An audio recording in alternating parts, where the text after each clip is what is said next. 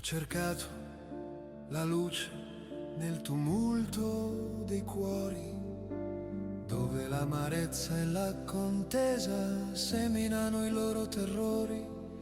I pensieri sono terreni, a volte carnali, crudeli, ma c'è un'altra via che la parola rivela. Ascoltiamo l'appello, la fonte che mai si esaurisce, quella che viene dall'alto, dalle grandezze dello spirito.